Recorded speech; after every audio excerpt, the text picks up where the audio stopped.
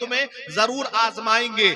آزمائیں گے کیسے آزمائیں گے؟ ہر مسلمان کا امتحان ہونا ہے. کبھی خوف سے ہوگا, کبھی بھوک سے ہوگا, کبھی تمہارے مالوں میں گھاٹا ہوگا, تب تمہارا امتحان ہوگا, تمہاری آزمائش ہوگی. یہ یاد رکھیے مسلمانوں, کبھی تمہارے گھر سے جوان کا جنازہ اٹھے گا تب تمہاری آزمائش ہوگی, کبھی تمہارے باپ کا جنازہ اٹھے گا تب تمہاری آزمائش اور امتحان ہوگا. ہر ایک اعتبار سے آزمایا جائے گا. وَبَشِّرِ الصَّابِرِينَ, خوشخبری ان کے لیے ہے جو لوگ صبر کیا کرتے ہیں. اب میں آپ کو سمجھاتا ہوا چلوں. دیکھیے موت اور زندگی کیا ہوتی ہے. موت اور زندگی کے فلسفے کو ذرا سمجھیے گا. ہم مردہ کسے کہتے ہیں؟ ہم مردہ کہتے ہیں اسے جس کی سانس بند ہو چکی ہے, جو حرکت نہیں کر سکتا ہو, جو چل نہیں سکتا ہو, جو دیکھ نہیں سکتا ہو, جو کلام نہیں کر سکتا ہو, جو بات نہیں کر سکتا ہو, جو انسان بالکل جو ہے حرکات و سکنات بالکل بند ہو چکی ہو. ہم کہتے ہیں انسان مر چکا ہے, اب اس کا انتقال ہو چکا ہے.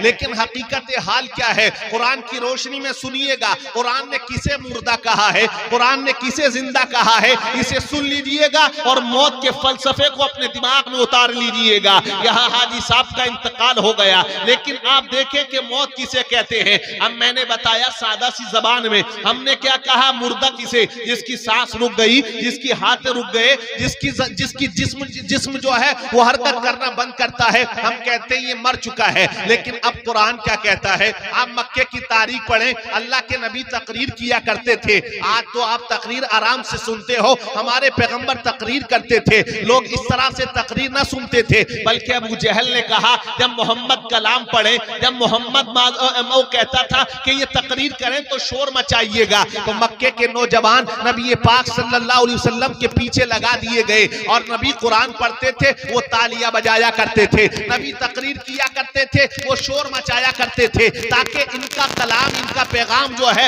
وہ لوگوں کے کانوں تک نہ جائے. اب آپ دیکھیں جب نبی تقریر کر رہے ابو جہل کے سامنے, ابو لہب کے سامنے, لیکن لوگ سننے کو تیار نہ تھے. اس کے بعد کیا ہوا؟ قرآن نے کیا کہا؟ انک لا تسمع الموتى, اے محبوب یہ مردے ہیں, یہ تمہاری نہیں سنیں گے. قرآن نے کسے مردہ کہا؟ قرآن نے اسے مردہ کہا جو چل رہا ہے, قرآن نے اسے مردہ کہا جو دیکھ رہا ہے, قرآن نے اسے مردہ کہا جو کلام کر رہا ہے. اب ذرا ذہن قریب کریے گا, ہم کسے مردہ کہتے ہیں؟ ہم اسے مردہ کہتے ہیں جس کی سانس رک گئی, جو چل نہیں سکتا, جو دیکھ نہیں سکتا, جو کلام نہیں کر سکتا, جو بات نہیں کر سکتا. لیکن ابو جہل بات کر رہا ہے, قرآن کہتا ہے مردہ ہے. ابو جہل کھا رہا ہے, قرآن کہتا ہے مردہ ہے. ابو لہب دیکھ رہا ہے, لیکن قرآن کہتا ہے مردہ ہے. وہ قرآن نے کسے مردہ کہا؟ جو چل رہا ہے قرآن مردہ کہتا ہے, جو دیکھ رہا ہے قرآن مردہ کہتا ہے, جو کلام کر رہا ہے قرآن مردہ کہتا ہے. لیکن قرآن پڑھیے گا, سورہ بقرہ کے اندر اللہ نے اور بھی فرمایا ہے,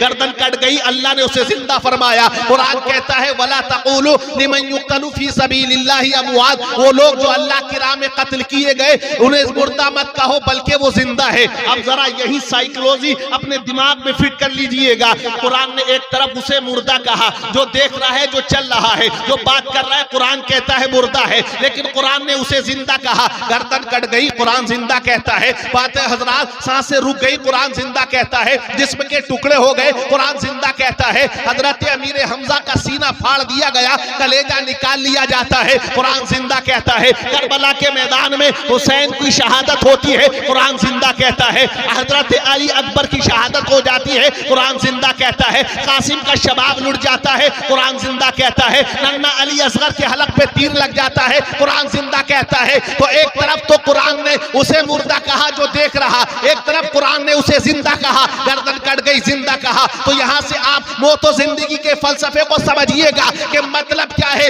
مطلب یہی ہے مسلمانوں, جو غدار رسول بن کے مرا, جو محبت رسول میں نہ مرا, عداوت رسول میں مرا, وہ ہمیشہ کے لیے مر جاتا ہے. اور جو محمد کی محبت میں مرتا ہے وہ قیامت تک کے لیے زندہ ہو جاتا ہے. سبحان اللہ, سبحان اللہ. نعرہ تکبیر, نعرہ تکبیر, نعرہ رسالت, نعرہ رسالت. حضرت مولانا دلشاد رضا نوری, حضرت مولانا دلشاد رضا نوری. نعرہ تکبیر, نعرہ رسالت. اسی لیے شاعر کہتا ہے یہ زندگی جو محمد کے نام لکھ دے گا اس پر جہنم حرام لکھ دے گا. ارے تو ان کے عشق میں ہستی مٹا کر دیکھ ذرا, خدا تیرا شہیدوں میں نام لکھ دے گا.